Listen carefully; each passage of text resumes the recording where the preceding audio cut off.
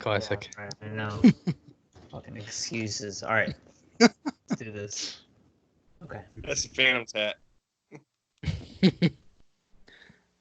right. I don't think it's started yet. No. No, it did. It says you're recording the call. Now it's starting. Welcome to the Flyers Nitty Gritty podcast, getting gritty with it, with your hosts, Yariv, Wolok, and Jamey Baskow. Jamey, what's going on, buddy? And with it, my friend. Honeycomb ride, DKNY, all up in your eye. Who got a strata? Just can't sit. Getting gritty with it. That's it. All right, I love it. Chris is our guest today from our team. One of our, I would say team, but also, collaborator of some sort, video collaborator. Chris does his own thing. Chris Marr, I believe. Marr is how you say it? It's Mayor, but Mayor, close enough. Sorry. I'm horrible with names. Apologies, but now I know. So Chris Mayer, follow him, listen to him, welcome yourself here. Share yourself off to our audience for a little bit. Thanks, guys. What's up? Again, thank you for letting me come on. I'm here to have a blast with you guys. Two of people I look up to, two guys that have brought me on and really shown me some stuff and definitely helped me. But yeah, let's get into it, guys. Yeah, awesome. Happy to have you, and nobody can doubt your authenticity. I mean, all you have to do is look at the room behind him, even though it's blurred, and the hat on his head. Authenticity all the way. I love that Phantom's hat, man. I got to tell you, man, I love it. Thanks, I love Jamey. it. I appreciate it. Talk today. There's going to be a lot of Phantoms talk, and this is John Mayer's brother, just so you all know. John Mayer, the music. Right. All right. That is a rumor I am down to spread. All right. And we're lucky to have him. Yeah, we are. Hell yeah. So we got a lot to talk about. Obviously, we have a very strange season. If we still have a season. I mean, officially, the season has not been canceled. We've had some more cases pop up of coronavirus. We're still underneath the beautiful guise of the coronavirus. Yes, perfectly ruining everybody's lives. Fortunately, we still have a lot to talk about. Even though the season is in hiatus and we don't know exactly what's going to happen, most likely we're going to hear a cancellation at some point. We still want to be hopeful. I think we all want to assume that the season is still coming back until we hear otherwise. But, I think we're all a little bit worried at this point as far as not just hockey, but everything else in life, right? But we do have a lot to talk about. So I think one of the biggest things we want to talk about is something we are all really excited about, and I think we'll go in order here. We had two really big signings for the Flyers. These guys might be a little bit under the radar to the average Flyers fan, maybe even a little bit forgotten, right? They were in the NCAA. They are kind of top of their class, but maybe had some injuries of late in Allison.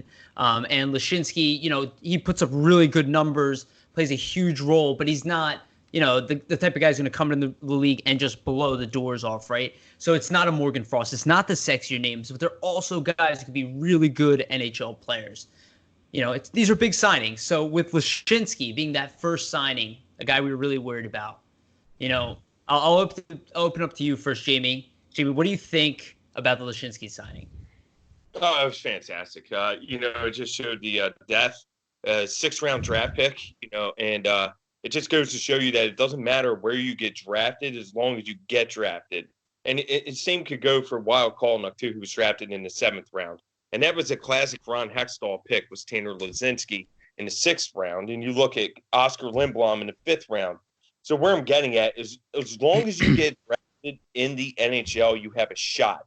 And these, if people are watching the Philadelphia Flyers farm system to include Tanner Laczynski, Oscar Lindblom's Wild Kalynuk, even Roddy Ross selected, with Chuck Fletcher, in the 7th round.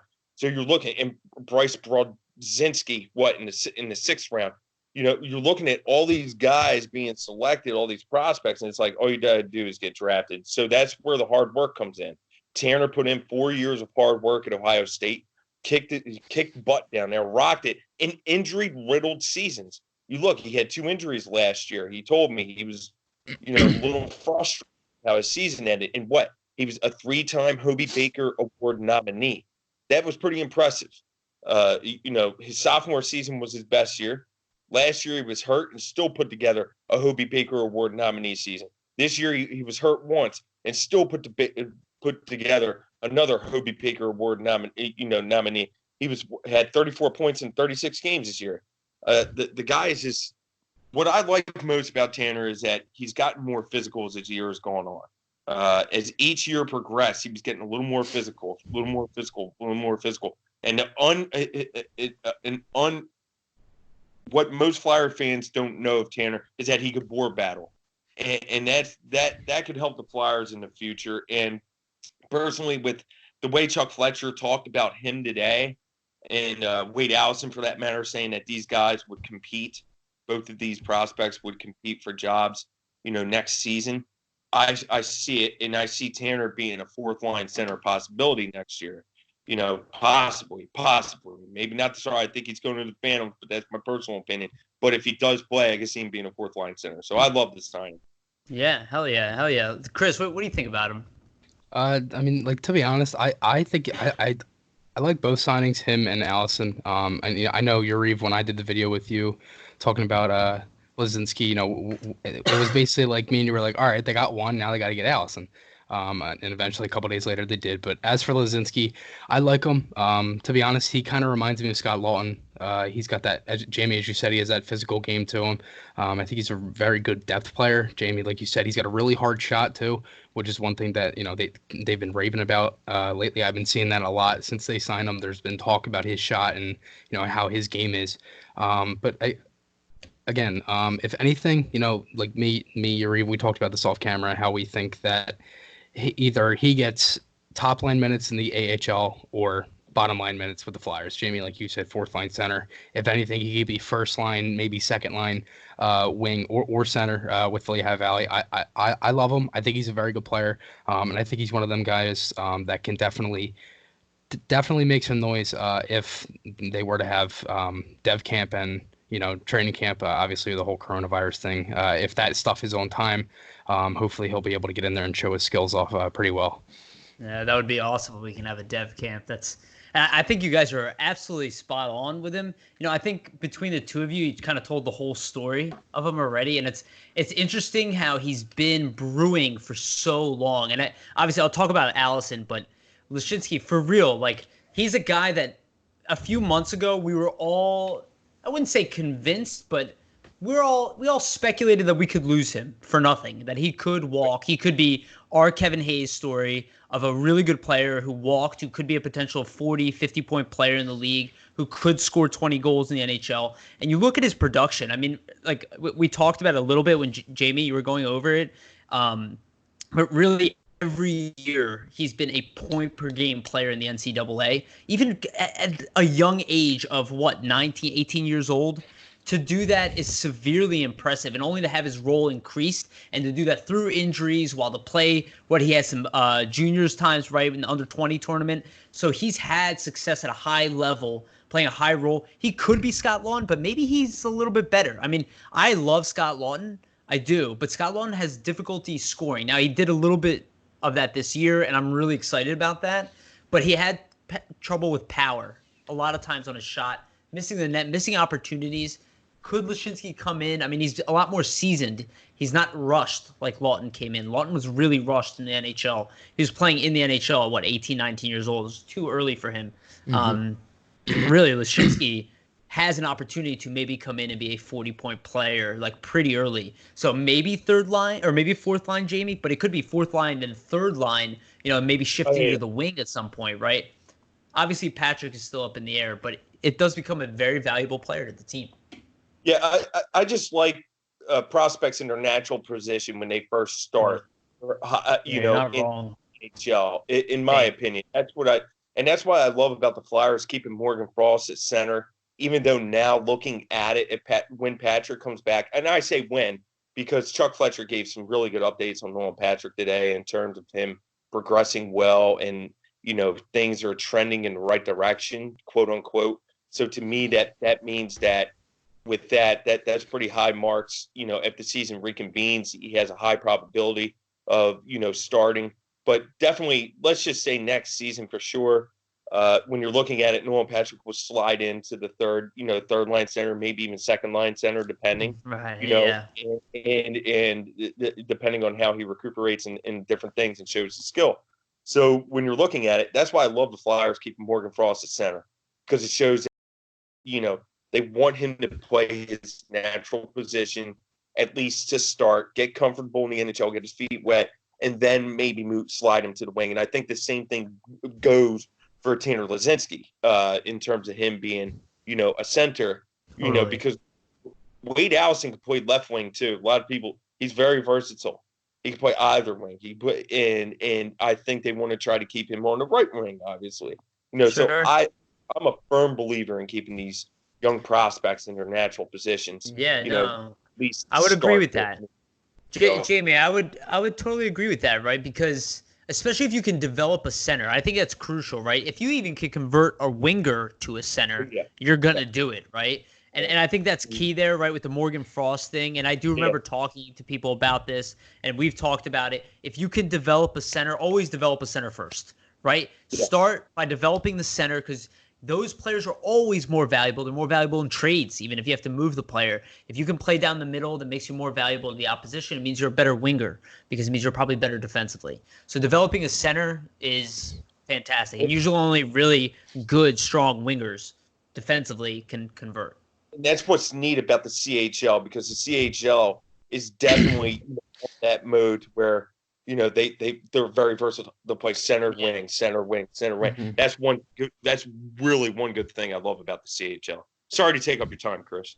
No, it's all right. And it's funny because as you guys bring up, the whole center wing thing and guys changing positions. The one thing that I always notice that the one player on the Flyers that it reminds me, he's a center that plays wing, is Joel Farabee. He's one of them guys that has a very good hockey IQ, that he's just insanely good defensively at a winger position, which is a position that it's not necessarily known for its defense. It's kind of just they hang low in the zone, and that's really about it. I mean, there isn't much to it. But Jamey, I definitely do agree keeping guys in their natural positions. I think that's obviously it's more beneficial, but I think it definitely helps.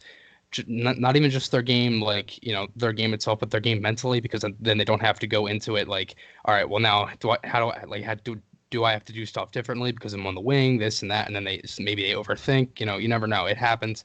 But again, I definitely do agree with that you should definitely keep guys at their natural positions. As you said, I feel like that's beneficial for them, and hopefully, if the Flyers can do that with Laczynski, Frost, and continue to do that, then that'll help them put more points up on the scoreboard as well. Yeah, heck yeah, hell yeah. I think those are great points, and I think it's going to be reflected in the way that they develop these players. We're probably going to see that moving forward. And I think some people, had the expectation that Frost would get tried at wing at the NHL. We did not see that. Even on a line with Claude Giroux, he still played the middle, right? And that is important. They really want to make sure that you develop that center position, because by far, at least on forward, by far the most difficult position to play. And it's interesting you said Joel Farabee, right? Because Joel Farabee, I did talk about this as well, and we've talked about this, Jamey, is that I thought he's a player that if you could convert any of our players, he would be the type of guy, because he is responsible enough defensively that you can make him a center, and he has fantastic hands, so you could eventually learn the face-off dot and whatnot. But he's also kind of slight, so why move him into the middle, right? There's also that argument. Right. I don't think you would, but, it's just you look for those type of players. But the reason he's so successful is because he reminds me of kind of a modern day Simone Gagne without the speed. Oh, yeah. Gagne was kind of a speed burst, but the reason Gagne was able to make the NHL at 18, 19 years old is because he was very good defensively, especially for a very slight player. He played the PK, he played the power play, played all situations. He's never a centerman, obviously, but always an elite two-way player. And while he put up 40 points, he still played the PK, or 40 goals, he still played the penalty kill. And that is very impressive. And that's why we love guys like Claude Giroux. These are high-impact players. And that's why a guy like Joel Farabee is such a big impact. Because maybe he won't be, he might not be Claude Giroux. He might not be even as good as, maybe Frost will have a better production throughout his career. But he might be that extra edge type of player that, that TJ Oshie guy, who everybody's like, TJ Oshie's amazing. You would love to have him on your team. He might not put up more points than everybody else, but without a doubt, the guy could be an X factor. And Tom Wilson, I'll throw him. He can be an X factor as well for different reasons, but again, unique abilities, right? For sure. Yeah, but Tom Wilson is one of those players that every team hates, but they would love to have. I was just gonna say that. You took the words right out of my mouth. Yes. And it was funny because I saw something on Facebook earlier that was like, "Who's one player that you hate playing against the Flyers, but you love on the Flyers?" And I commented Tom Wilson. 100%. 100%. Why would you not? Freaking hit. He can fight. I mean, what more? He's a Flyer. And he can score. That's the thing. He can score too. Yeah. Well, we had Wayne Simmons. We did have Wayne Simmons. He wasn't as I don't want to say he wasn't as tough as Tom Wilson because he definitely was. But he had a different way of playing. But he also was an elite goal scorer. Comes and goes, man. Comes and goes. Let's not forget about Allison, though. We talked about Lashinsky. Let's not forget about Allison because Allison might actually end up being the better player. And it really because of injuries, I think he's been under the radar. And if without injuries, I think he would have been in the public eye, quite frankly. I think he would have been a goal scorer. This team is dying for a goal scorer, a guy who at least could be a 35, maybe 40 goal scorer on this team. This team would love a young prospect like that. And I don't know if Allison is that guy. Injuries have set him back. But at one point, he was projected to be potentially a 30 goal scorer in the NHL. It's asking a lot of a guy who's had, again, severe injuries, but also rebounded from those injuries. So a high-end player at a really good age probably will start in the Phantoms. But, I see a really high upside from him. Chris, what do you think about Allison? I love Allison. I mean, Allison is one of those guys where it's just just like you said, he's able to rebound from things like that. And it looks like he's able to, he takes any negativity that comes near him. He just fades away from it and he plays better. He's one of them guys where I feel like he's, he could be a guy that could definitely play top minutes with Lehigh Valley, and I think maybe even first line. I would love to see him with Morgan Frost on the same line, see what they could do with that. I feel like he's one of them guys that he's kind of another one that's just injuries and stuff has kind of thrown him under, but I feel like he's one of those kind of underrated guys that since all the injuries and stuff, he can come back and definitely make some noise for himself. Totally. Jamey, right? Oh, absolutely. So to echo what Chris said, because he did it so well, all Allison has to do is stay healthy. I'm very confident in his play. I'm very confident in him as a player. He's definitely on the verge of being NHL ready. I think Lazinski is just a shad, more NHL ready than Allison, just solely because of injuries, in my opinion. It has nothing. I think they're both the same prototype players, so to speak. Just Allison provides a little more net front presence, in my opinion. They both board battle, very well. They're both physical players, and they both can shoot. And the neat thing about both players is that they both have very good vision of the ice. And that is one thing about Wade Allison that's underrated about his game, is that he is an effective passer. And I saw, a few times this past year when they were broadcasting the Western Michigan University Broncos games on CBS and whatnot, and watching Wade Allison for crisp tape-to-tape passes. And I'm like, wow, I didn't even know that was part of his game. And I've been watching him, for the past 3 years. And I just think his passing just got better this year, as the season went on anyway, after him coming back from that month and a half of injury. And that's just the thing about Allison. He just needs to stay healthy, needs to stay focused. And like Chris said, I think he's a player for the Lehigh Valley Phantoms. And he could potentially, if need be, he could definitely, if necessary. And let's think about it. Right wing position could be of some weakness here in the future for the Philadelphia Flyers. And Wade Allison hits on all boxes, in my opinion, anyway. So, yeah, I think, I love the signing. I think Chuck did great. Kudos having faith in himself. What he could have done was flip one of them for a Cooper Marotti, like Hextall did. A 6th-round draft pick, Cooper Marotti, went to the, University of Michigan, flipped him for a 3rd-round pick to Edmonton. You remember that? So, could have done one of that even at the trade deadline. You would have had some takers. I guarantee the Devils would have came calling, for one of these prospects. Yeah, but that's the thing, though. You think there's any way they trade him to a division rival in New Jersey or New York? True. That's true. But if they're giving a 3rd-round pick for a 6th-rounder, I'm talking. I'm not trading. Neither one of these guys I would move for. Cooper Maruti, yeah, I would have, because from my understanding about Cooper Maruti's game, it's not that he doesn't have the ability to make the NHL. It's that he doesn't have a two-way game, and he's not committed to that two-way game. I remember one thing in particular about Cooper Maruti, and I'll never forget it, and I believe that this is why Ron Hextall got rid of him, is he actually lost an entire season of hockey because of his grades in school. Yes. And I'm not saying I judge him. I was a terrible student. I in no way judge him for school. I am not a school person, but all I'm saying is I don't think anyone is. Right. Well, especially like you don't want to be a high-end athlete and also be a scholar. It's right. A lot to ask, but it's an attention to detail that I think most people don't realize that it's held upon these athletes. Something I think most people don't realize, and I stand by this statement, I'm sure somebody will try to correct me. I would say that majority of NHL athletes did at least reasonably well in school to very good in school. And I think it's not so much because school is that hard, because it's really not. And I think that's what Ron Hextall's point is school is not that hard. You have to just listen to what they tell you to do.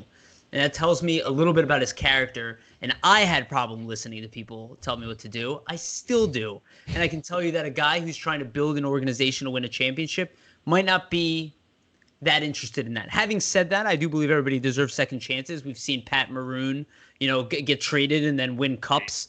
It does not mean it defines the rest of his career. But I'm just saying that's what makes them available. Available. That's all I'm saying. And I'm not saying it's his fault, and I'm not saying he won't be a great player. I have no idea. I'm just saying that's a little hunch on my part. The year he got traded, the year after Hextall flipped him, he was the best. I think he had the most points in the AHL. Yeah. I think he did phenomenal. He did phenomenal, and then he regressed this year, I noticed. But I didn't even pay attention this year, to be honest. He's probably an NHL player. But all I'm saying is that I believe that maybe that had something to do with it. Most likely it's because they got a 3rd-round pick on top of that.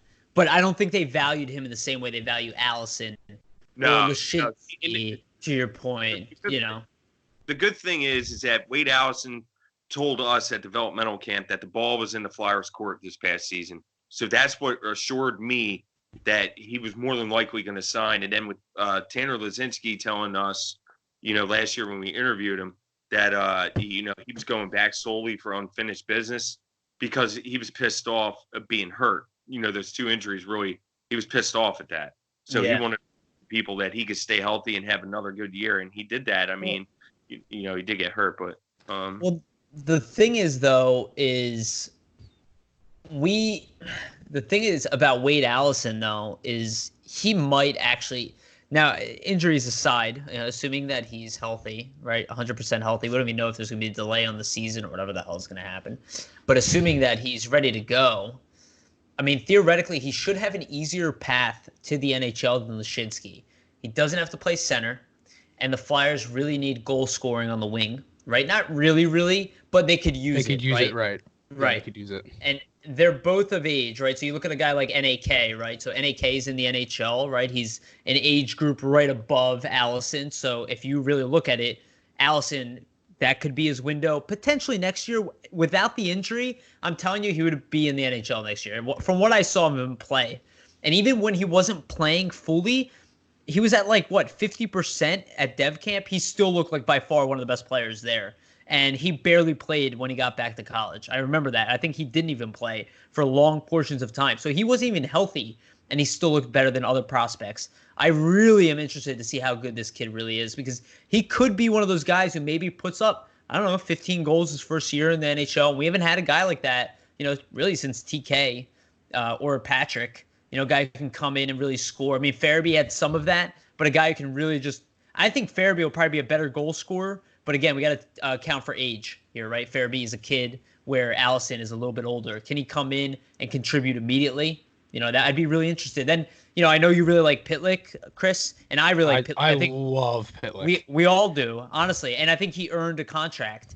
Mm-hmm. But I think he'll get one, to be honest with you. Allison is the insurance behind that. But, I could see Allison coming in and taking that spot from Pitlick not too far from now. Maybe a year, right? Yeah, and it's funny because I was actually talking about this with Jamey. I believe it was yesterday morning, and he was, we were saying like it's either going to be Pitlick or possibly Justin Braun, because probably both of them are going to want a pay raise. And that was actually a good point that Jamey brought up too, because I didn't even think of that, to be honest, like giving them a pay raise because how good they've been playing. Yeah, Braun. I mean, Braun's probably one of the more solid defensive right-handed defensemen in the league, and he's probably, and his contract's 3.8 now. He'll probably want a little bit more than that. I'd say around 4.2, anywhere between 4.2 to 4.7 is anything he'll want.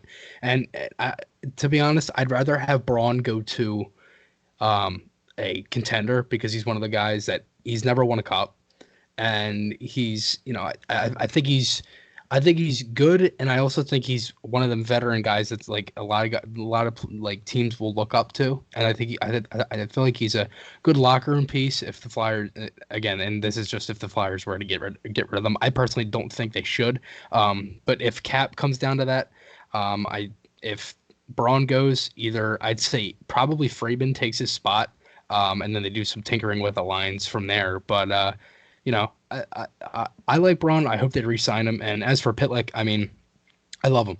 The thing is with Pitlick is that he does everything right, and he does literally he does everything that you ask him to. I mean, like he it's not like he's just one of them bottom six guys that has some skill but can't really do much. Like he has skill and it's there, and we've seen it a few times. Like he scores some pretty nice goals. Same thing with NAK. NAK, he's got 7 goals, and some of them have been pretty nice. That one against Columbus he got some luck versus Carolina. He's had a couple nice ones. And I've talked about this before, like the bottom 6, stuff like that. I love the bottom 6. I love every player on the bottom 6, and I think that's been one of the big strong suits from the team this season as well. Huge difference from last year. The previous year, right? And just to point out about Pitlick, the expectation, one, he was getting underpaid because he got injured. He was never worth $1 million. That's why we traded for him, because we couldn't have signed Pitlick for $1 million. He wasn't even playing a 4th-line role. He was actually playing a 3rd-line role for Dallas. That's why Bill Meltzer had him pegged to be a 3rd-line player here, because he actually played a huge role for Dallas prior to coming here, because he always did the right thing. And he actually reminds you a lot of a guy named Michael Raffel, who has a very similar skill set, and a guy we've all grown to love, and maybe is a little underappreciated at this point, who at one point put up 20 goals, playing, again, in a fill-in role, but we need those guys. And I think Pitlick would be an awesome re-signing. I do think he will definitely get a raise, without a doubt, maybe double what he's making right now, close to whatever Hartman got in his contract. I believe he got 2.5. Right, so I would imagine Pitlick gets 2, so something like that, because he's a little older. I had him either getting from 1 to 2, and right now he gets 1. So. Okay, exactly. Yeah. So, with him only being 27 years old, I just think that this guy has played a $2.5 million contract. Depends on term. He plays top 6 minutes at times, like he could fill in. So to me, like a guy that could fill in top 6 minutes, you get that extra $500,000 there, in my opinion, for not just a 3rd and 4th line role. But the neat thing, the guy, like you guys said, he does everything and does everything well. He kills big penalties. He saves goals. I mean, he saved the goal.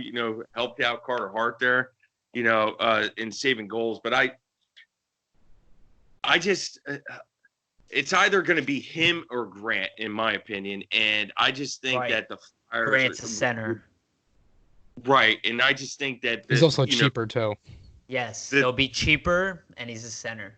But the cool thing about Grant, he's versatile. He can play wing too. So that's the thing about it. So if you have Patrick come back, he could possibly slide into the 4th line center role there. But he could play a wing too. But I'd rather him play 3rd line winger with Patrick than 4th line center. I'd rather have Bunneman play 4th line or 4th line center, or whoever else you want to throw. I don't know if Bunneman will be on this team next year. I don't know if he'll be able to make the team. Maybe. With Raffel, and the reason that people think, about Raffel being one of the reasons why he's underappreciated, people compare him to that 20-goal season. So from there, once you start at the 20-goal season, okay, this guy put up 20 to 22 goals. I think it was 22 if I'm not mistaken. But he started high, so people are like, "Oh, okay, he's having." That's the same thing with Ghost. Well, he was in his prime. He was in his prime. 13. He only potted 12 here. I don't understand. He used to be a 22 goal. So people think that he's declining when he's actually, midlining. Yeah.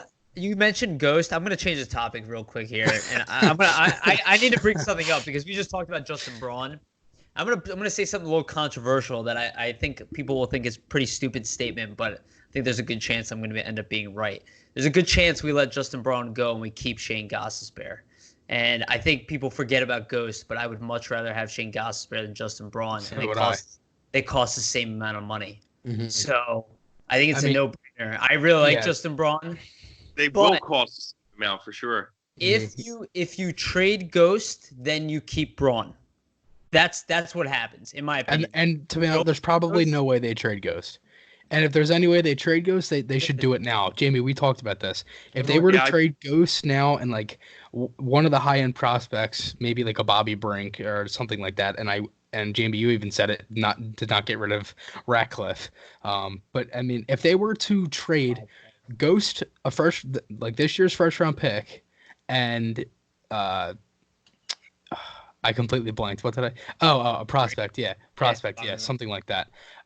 They would probably move from between 5 and 10 in the draft, depending on when the draft is. Okay, so we talked about this too, and I'm sorry I cut you off, but let me throw out some different logic to you, and this logic comes from today. So initially the idea was, let's move up in the draft, okay, but that's a normal NHL season. Mm-hmm. This is definitely not a normal NHL season, right? Obviously. By no stretch, right? So we can assume scouting players will be disrupted, right? We lost a lot of games, lost a lot of coverage. That means assumptions that are usually made in that end of the year time where we watch guys go from 5 to 20, that's gone now. So there's a humongous crapshoot of information that is incomplete that they weren't expecting. Players that they didn't get to cover because they had it scheduled later in the year, little things like that. People are going to get caught with their pants down. There's opportunities now in this draft that players are going to unexpectedly fall because teams maybe didn't get the time to observe them. They don't get any of the tournaments. They don't get any of the playoffs. All that is gone. Yeah, because the only thing was the World Juniors. That was the only thing they could really. They only have older coverage, nothing newer. And let me finish. Within 2-3 months, development for a 16, 17, 18-year-old kid is humongous. Yeah. You know what I mean? It's not like an adult. Like literally 4 months can be huge in development. So the draft, maybe not worth even investing moving up. Maybe worth getting more picks and just maybe something because awesome. Is it me or sorry to cut you off, but is it me or is it late round draft picks are better than first round draft picks, second, third round? Better bang for your buck. Tyler Pitlick is a second round pick taken in the first round. Yeah, right. But you always this draft is so loaded that you were already gonna have players to filter into the second round. You know, much like Brink, much like prior seasons and stuff like that. This draft, I'm serious that you could see some first round talent fall into the third round. Even that's how loaded this draft is. I was so happy. Could you imagine Lafreniere? That Chuck Fletcher held on to all the majority of his picks for that very reason. And this year, I'm going to be honest. This year is the best year for the Flyers to move up because of how well the farm system is stocked. But you are right, Yariv. And that is something that I never even took into account was the CHL, the playoffs and, all these, different tournaments, conference tournaments, NCAA, all these things that are going on, and a lot of phone interviews, a lot of phone and video interviews with these Well, that's kids. The thing, because they were saying that they might actually do the draft as a conference call. That they have no choice. That's exactly what's going to happen. Yeah. It's going to happen virtually, and it'll probably get televised to an event. You think there's any way that they'll do the draft lottery like that too? Have they canceled that yet? Because that's supposed to be April 9th. They're going to do everything remotely. They're going to do what we're doing now. They're going to be doing that. I know because I work in corporate America. That is absolutely what they're going to do. I'll tell you this. When you hear Pierre LeBrun Darren Drager and Bob McKenzie last week saying that more than likely a virtual draft is going to happen. Put that to the bank. More than likely going to happen. Well, They're not. Listen, guys, in the modern era, it's completely feasible for them. This is my prediction, okay? Every single business looks to save money, right? There's an opportunity here for all of these businesses to save money. They are being forced into ideas that I would have if I ran the NHL, that maybe Chris would have, because he's a lot younger than they are and he lives in a different mindset than they do. They live in a very much in-person mindset, right? Where I'm like kind of in the middle. Chris is very used to a virtual age. Our audience now is being forced virtual. So it's not going to be permanent. I don't think it's going, like, we're still going to be going to stadiums and stuff, but they're going to learn a lot over the past few months how to broadcast this way, how to do stuff from separate. And they will notice they save a ton of money. And when they realize that how much money they save, they're going to alter the way they do things. It doesn't mean they're going to get rid of things as we know it, because they're all traditionalists. So that's not going to happen. But they will alter things to save money. And I think we have no choice in the short term. And in the long term, Jamey, I think you've even said this, that things will change in the long term. Minor stuff, but it'll change. Oh, yeah. But some of these changes are going to become permanent. Like, I do not foresee media in the locker rooms for an extended period of time. I foresee, even if the NHL reconvened, I think it's only going to be, the main beats, like, who cover the Flyers, main beats like Conference. NBC, like David Isaac and Sam Carchidi. They might just cut it off there, Could be video calls with players in the beginning as well. Video calls. That's the thing. That's what they've been doing. It's been like they've been going, a couple guys from each division and been doing them now too. Yeah, and, I mean, that's the unfortunate, what's happening now. Well, I just think that it's going to take a lot. So, like, even if the NHL reconvened, to me, it's no spectators, and it just keeps getting pushed back. So the president talked about April 12th, Easter weekend, and now it's been pushed back to April 30th, he said today. And I know it's the president. I get it. I understand it. But, I still respect the guy because he's the president of the United States, regardless of how people feel. You know what I mean? So, like, when he says, like, Easter weekend, even though it may not seem rational, it's still Easter weekend was his status update. It was absolutely rational. It was, I mean, I don't want to get political, but it was what he discussed with his doctors. It's what they thought their early projection date could be. That's what you do in business. You pick a milestone date, you move towards it. Now it's been pushed back to April 30th. So now what's going to happen in 2 weeks? Are they going to push it back to, say, mid-May? And where I'm getting at is, like, yes, they will. The longer that they keep delaying that, because they're not just going to start everything and say, I'm NHL aside, I'm saying businesses now. Mm-hmm. They're not just going to say, okay, well, cool, everybody's open. Let's go. It's back to normal. Mm-hmm. It'll be a trickle back. It'll be a trickle back. Yeah, exactly. And that's where I'm getting at. So it just delays the seasons of the NBA, the NHL. So it's like, are they going to come back? Because the later that date keeps going, Yariv, you work in this all the time. You work in corporate America. You see this, and you see target dates. So the moment that you see that target date keep being moved and moved. I will say this. There's a lot of doom and gloom. I'll tell you this, man. Humans are amazing problem solvers. Way better than people anticipate. And a lot of these, like, news reports, these news agencies, they're not problem solvers. Sorry, I know we're working in media. We're not. I mean, we kind of try to solve the problem, but most of them are not problem solvers. They just yell and scream on television. That's great. Give information, select a few of them. They're not part of the process. They can do whatever they want, but if you've ever solved problems, which I have on a larger scale, these systematic problems, technical problems, everything always seems like it's chaos at first. You work your way through it. If you listen to the doctors, that's how we're going. And that's how we're going to work our way through the NHL problem. But I do want to switch gears. Let's switch gears. Let's not be all negative. We have more to talk about. We have two players that we still want to sign. Right? And I think Jamey, you definitely have something to say about both of these guys. So I'll let you open up, and then we'll go to Chris. But we have Linus Hogberg, and we have David Bernhard, right? We have two guys, Swedish boys. They've been in the system for a while, drafted, both late picks. Both have had some pretty good success over there.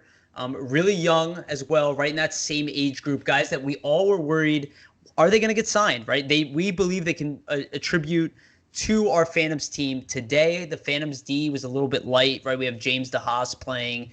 We have Reese Wilcox. These guys are decent, but they're probably don't have an NHL future. Yeah. Where Hochberg and Bernhardt, they might actually. We don't know, but there are some people. I know Alexander Appleyard is very high on Hochberg, and I trust his opinion. I've been talking to him for years, and he knows his stuff. So I've seen Hochberg. I like what I've seen from him, and could he be another Mark Friedman guy? I don't know, but what do you think about them, Jamey? What do you think about? Do we have a chance to bring these guys in house? If you're asking me now after Chuck Fletcher's conference call, more than likely, probably not. And, that's just, where it seems to be. Chuck Fletcher has his eye on the contractual limit, which he should. He said, they're right near against the limit, and they are with 49 contracts at the moment. And of course, things change at the end of season, and that number will go down to around 42 to 43. But he must already have a plan, and the plan, I think, is Wyatt Kalnick, and I think that is the key right there. If Wyatt Kalnick goes back to the University of Wisconsin, then it is probable that Linus Hogberg could get an ELC, because I think they're holding out. They have until June 1st to do such. Now, what I would do if I'm Chuck Fletcher, and which I'm sure he's already thinking of, because he was only given the ELC question today, they could ATO them.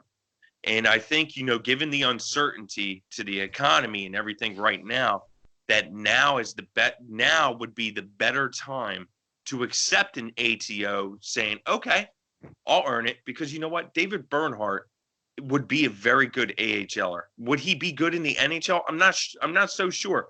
But what he can do is become a veteran glue piece, like more or less like TJ Brennan was, for the Lehigh Valley Phantoms for years. And you're going to need, when you all have the way Chuck Fletcher and Ron Hextall has done this farm system, you're going to continuously have these young prospects filtering in and out, filtering in and out, in and out, in and out. You're still going to need your veteran guys.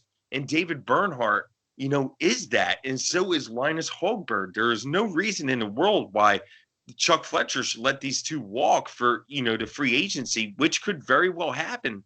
And Linus, like you said, Alex Appleyard is very high on Linus Hogberg, and he is a very good offensively talented defenseman. Let's be honest, he is playing in arguably the third toughest league in the world, in the SHL. Sure. I'm sorry, but he has earned a contract, in my opinion. And when he compares him to Wyatt Wiley, that's who I was talking with Alex earlier on direct message and stuff. He said he is very comparable to Wyatt Wiley, and he's a little more seasoned than Wiley, at this particular time, But I personally, the two most unpredictable positions in hockey is defense and goaltending. I would not let any walk until you absolutely couldn't accept anymore. And if David Drake can earn an ATO, there's no reason in the world why these two gentlemen, who are arguably better, in my opinion, than easily. David Drake. No offense, David Drake. They shouldn't be getting at least an ATO. I don't know. But it is what it is. Chris, I trust Chuck Fletcher. That's where I'll leave it. Yeah, I think you make great points there. Chris, what do you think? Do you think any chance there, or you think Jamey's probably on? I mean, to me, it's hard to say. I mean, because there's so much that goes into it. I mean, I think Jamey's on. I feel like if Kalnick definitely goes back to college and he plays another season, I'd say, yeah, you give one of them a shot. But the one thing I will change with that, though, I would try it with Bernhardt and see what happens instead of Hogberg. Because my only thing is that Hogberg might want to go back. Hogberg might want to play overseas. That's my only thing. I just hope they don't walk overseas. But if they walk to, obviously another NHL team, but, and it's funny because me and Jamey even talked about this, that, like, as of right now, like, it's either you sign with the contract you're given or you don't play, because that's with the whole coronavirus and everything like that. It's like you're basically forced to do that, to sign. So it's like I mean, it's hard to say right now, but I think if in a perfect world, I'd probably say Bernhardt over Hogberg. But again, that's just my opinion. But I definitely do think Jamey is on. I don't think, I'm not saying Jamey. I'm not saying your opinion's bad, and I'm not saying I like both prospects, and I think they're both very good players. But I would rather have Bernhardt than Hogberg. That's just me, though. It's funny you say that about other teams. There are some teams that are hurt for defense. When you're looking, you could filter in the Colorado Avalanche even into there. The Leafs for sure. These guys are getting camp invites. I mean, regardless, they're not going unplayed. What's scary is that they could fall in our division. Is what's scary about that. Is that scary, or is that just the consequence of having way too much talent in your organization? It is, but you know what, man? I think it's both. who would? Realistically, I mean, if you guys look at the contracts, who would you drop for Hogberg and Bernhardt? And I'm not saying that there aren't maybe a couple arguments that you're like, oh yeah, I would drop this guy, but nobody's a clear cut.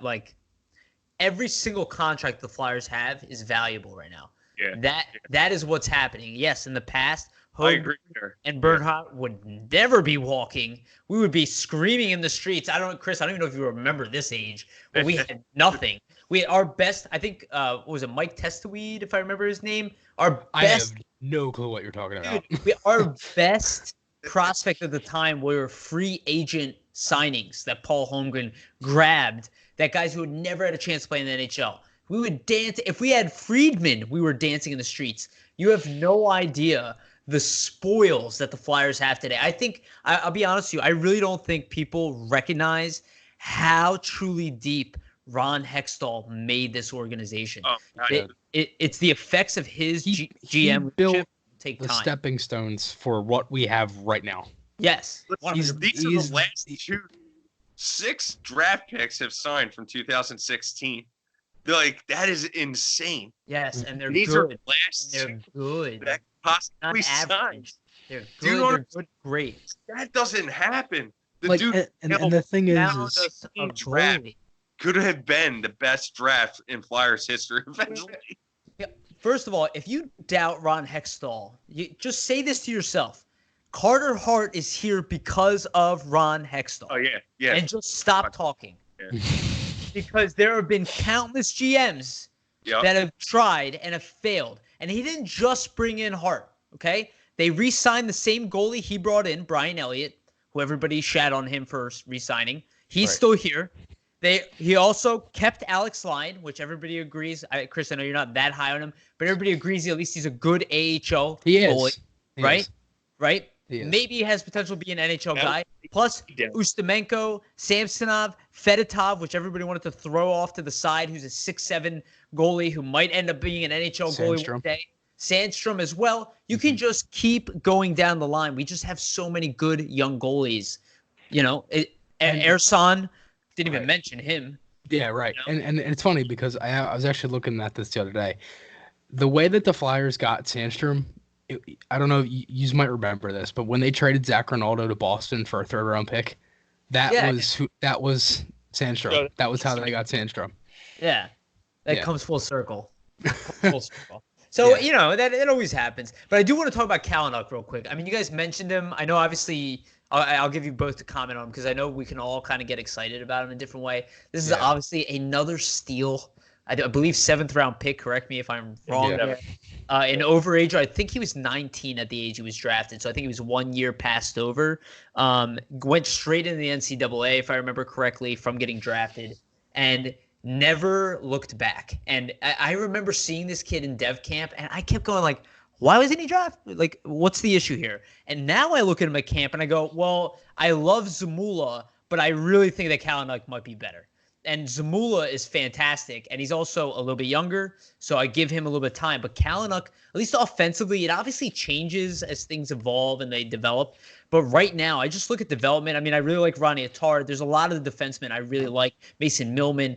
But I just look at the game overall of what Kalynuk has at this point in his career, and I see why he's being prioritized. Because I think he could come in and be maybe the best defenseman on the Phantoms his first year. Maybe not the best all around, but at least the best offensively. He'll play the power play time. He'll play with Frost. He'll play with Allison, Lashinsky. He is that guy that maybe could quarterback a power play, jump into what Philip Myers was doing prior, what Sanheim was doing prior to that. This is a guy who has a legit chance to be a top 4 defenseman, in my opinion. And again, taking a 7th-round pick, I mean, I think that's really awesome. I don't know if he's going to be like a top pairing guy, but, you know, the guy who could put up points in the NHL while being a puck-moving defenseman, I think there's real potential there, you know? I think there's really, really nice potential with Kalynuk.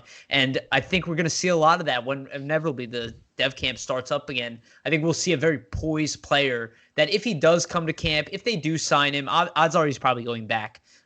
He's a guy that people are going to be really excited about and could be, you know, easing the pain if we do lose a young defenseman in the near future. We know Kalynuk's coming. We know York. We know Zamula. We have so many good young defensemen. But again, he might be the most NHL ready. Jamey, what do you think about him? Kalynuk is he's going to be a phenomenal NHL player. And I'll tell you that straight up. I mean, again, kudos to Ron Hextall, a late-round draft pick, a hidden gem, I would call them. You know, anybody just like Tanner Lazinski, 6th-round hidden gem. Kalynuk, 7th-round hidden gem. Posted 78 points, you know, for his collegiate career thus far. He's a captain of the Wisconsin, Badgers at the moment. And we interviewed him last month, and what he said was some key things. And this is why I don't believe he's going to sign, and I think he's going to go back, is that he loves being captain of the Badgers. And he told me that he did not want to leave the University of Wisconsin in disarray. And the NHL would be here in 1 year, 2 years, and 3 years down the line.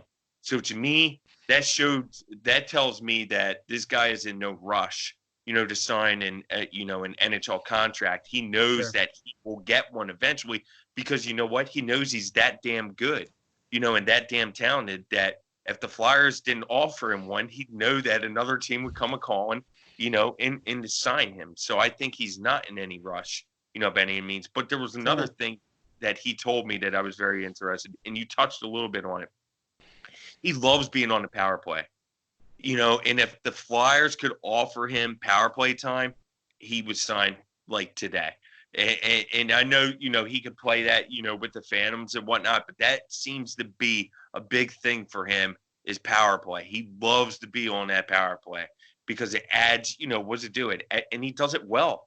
I mean, he was inserted as a power play. He had 3 power play assists in 2 games, you know, for the first time that he was on the power play this past year. So he's an impressive puck-moving defenseman. I think he's a little more talented than Wyatt Wiley. And like you said, I think offensively, yeah, I think he'd be a top-pairing defenseman for the Lehigh Valley Phantoms next year.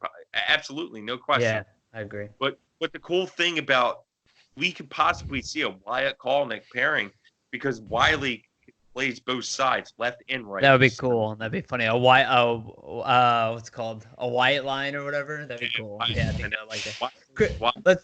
Let's give Chris an opportunity here. Yeah, I mean, I like Kalynuk. I think he's a very solid defenseman, very good offensively. I mean, he's put up 25 or more points in the last 3 years in college. I mean, he's just unreal defensively or offensively. Sorry. I think he's another one of them guys where, Jamey, as you said, you put him on the power play. Yeah. I feel like you could maybe throw him on a power play with Zamula, maybe see what happens with that, maybe have both of them work it out with a two defenseman kind of thing. To be honest, I'd rather have Zamula on the the first unit power play and then Kalynuk on the second unit power play, maybe to see how it goes. Does Kalynuk play penalty kill at all or no? He probably will. Most likely, they're gonna they're gonna try to develop him to be two-way. Yeah. Right. Especially with Scott Gordon. Scott Gordon likes to test his prospects. Like they did that with Nolan Patrick last year. In Travis Konechny in preseason. They put them both on. The truth is if Kalynuk can't play PK at the AHL level, he won't make the NHL. Right? Because the AHL level PK is nowhere near. I mean, it's not 100% true, but they're going to want him to learn how to play defensively because he has the offensive game. And probably not even just learn it, just be good at it too. Yes, exactly. Because we're thinking like bare minimum, but ultimately like this is a guy who might end up being more talented than anybody expected. Happens all the time. Right. You know what I mean? He's a defenseman, so just got to get drafted. You just had to get drafted. You know, that's the thing about it. And it's funny because Jamey, like as you said that, like I just looked up like the draft history, and I'm looking through this, and I see some of these names that went late. Wyatt Wiley, Samuel Urson, both 5th-round picks. Kalnick, as we're talking about, 7th-round pick. Carson Twarynski, 3rd-round pick. Connor Butterman, 4th-round pick. Hogberg, 5th-round pick. Legzinski, 6th round. Bernhardt, 7th-round pick. Yep. Ivan Fedotov, 7th-round pick. David Kasha, 5th-round pick. Keep going, brother. I mean, it's great. Mark Friedman, 3rd-round pick. Sanheim, 1st-round pick. These guys got fired. The guys who drafted these players got fired. That just shows you how ridiculous sports is, that you can be amazing at your job and still get fired. We're not drafting another Finnish player this year. We don't have a Finnish, scout at the particular time. So, that's out the window right now because they don't get this. Honestly, I'm being serious about that. I'm not even laughing about that because, they can't see the games right now. So, and that's where you would use one of your scouts elsewhere. There's an example of something that'll probably change. Like maybe they'll be more aware of having a guy in each location that can easily travel just in case of limited travel or any of that type of stuff. You might see extra scouts being hired.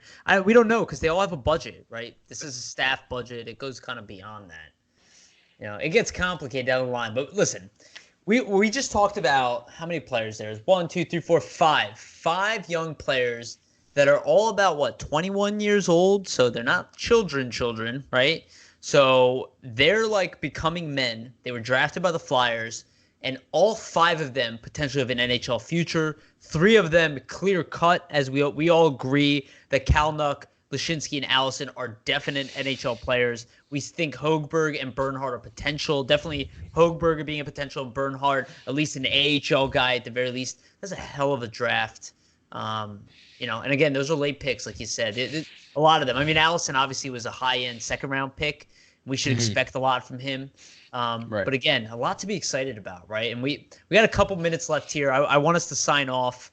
But I think that I just want us to walk away, and just before we give our sign-offs, there's a lot to be positive about going into next year. Even though we might have lost the season, there's a lot of awesome stuff to build. And even if we lose time, there's silver lining for the Flyers because, we benefit in a lot of ways from patience. At least our team does. So I think there's a lot to look forward to. Jamey, why don't you give a sign-off and then pass it off to Chris? We'll end this bitch. Listen, you know what? I'm sitting here laughing, and I'm laughing for a reason because the damn Flyers would be in first place right now. We'd be a 10-game winning streak right now, and if we would have beaten Boston, we would have been on a 19-game winning streak. I don't want to hear from anybody. Nobody could tell me. Never felt so good, Jamey. Flyers live videos keep going and stuff. Like, they'd be in first place right now. And if the season did reconvene and they had 5 regular season games, they probably would have been. Yeah. Win them freaking all. They would win them all. I don't give a damn. Noel Patrick would have come back. No games. You know what that means? The team wins every one. All night. Exactly what that means. Yes. It doesn't matter. I'm telling you that this team is being built for the long haul. That's where I'm getting. This is a short-term build here where we're just going to contend this year, and that was it. The damn coronavirus stood in our way. You know what? The Flyers are going to throw some lines at it and just take it down. And then next year, they're going to come back and contend. The following year, they're going to come back and contend. They could really be in contention for the next 10 years. I'm not even laughing. And honestly, we don't know who we're even going to draft in the first round pick. That guy could end up being amazing. Most people don't. Oh, prospects here. Well, most people don't know about a player named John Beecher, who was taken late in the first round pick. That guy's probably going to be a really good player at the NHL level. And Boston, of course, drafted. So, yeah. Chris, you can go ahead. Chris, sign off, please, buddy. End our show here. Tell people where to follow you. I'm on a bunch of different sites here. There's kind of a lot. My main thing is my YouTube, which is at FlyersNittyGritty. I post a bunch of videos on there. My Twitter is at FlyersNittyGritty. Instagram is FlyersNittyGritty. It's kind of annoying with that because Twitter only lets you put 15 letters in the name, and I can't add 93 at the end of it. I'm I post a lot of stuff. I try to do as many things as possible, and this stuff like this with you guys, I appreciate it, and thank you again for coming on. But there's one thing else I wanted to say. This team is going to win the Stanley Cup in the next 3 seasons. Oh, I love that. I'm saying it right now. In the next 3 seasons, we will be Stanley Cup champions. That's and it. The next time, that's not even the next that's not even a big prediction. What? We're gonna have a Flyers Nitty flag out there. Okay, yeah, we're it's gonna gonna have be great. burgers, We dogs, need to beers. do a podcast live from the parade. Bringing some gin, Tanqueray for right. everybody. You heard it here first. When, not if, when they win the Stanley Cup, we will be live podcasting during the parade. You got it. Decided here during the pandemic when it's real. When crazy shit happens. Yeah. The pandemic. All right. Thanks for following. Thanks for listening, guys. We love you. We'll be back. Follow Jamey. Follow myself. Follow Chris. Chris is part of our team, so you're going to see a lot more of them. Enjoy. And we love you guys. Talk to you soon. Love you all.